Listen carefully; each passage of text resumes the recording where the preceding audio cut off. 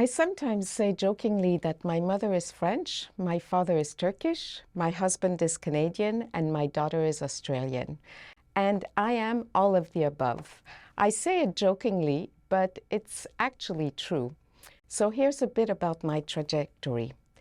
Tout d'abord, ma langue maternelle, c'est le français.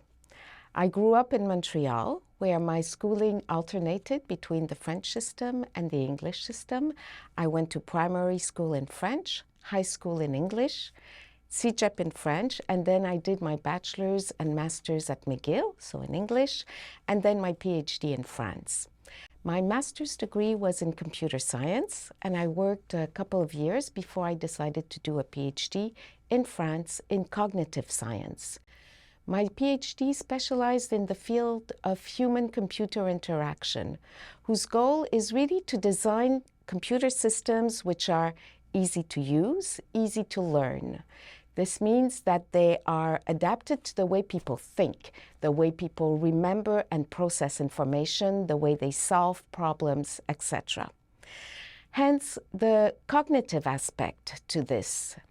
It's a field that I really love because it's really at that interface between people and technology.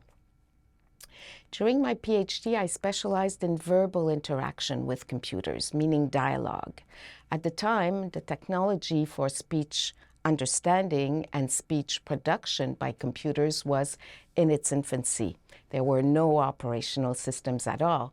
But my PhD was forward-looking, and I assumed that the technology would evolve over the next few years or decades, and indeed it has. For example, today you can talk to Siri on your phone, you can talk to a home assistant like Alexa, you can talk to your car to say, send a text message to John saying I'll be late, or you can talk to phone systems. These dialogue systems are based on artificial intelligence techniques for voice recognition, processing what the users say in the appropriate way. After my PhD in France, I moved to Australia, to Sydney with my husband. I was pregnant when we arrived in Sydney, but nonetheless, I started a new job at the Australian National Research Organization. I was heading a research team in the field of human-computer interaction. It was a small team of 4 or 5 researchers, and we really had a good time. It was a fun period of my life, at least professionally, very creative in terms of research, and with excellent colleagues, many of whom became friends. It wasn't easy to be pregnant and give birth in a new country where I knew virtually no one, but my colleagues really helped. They became my network and really my lifeline.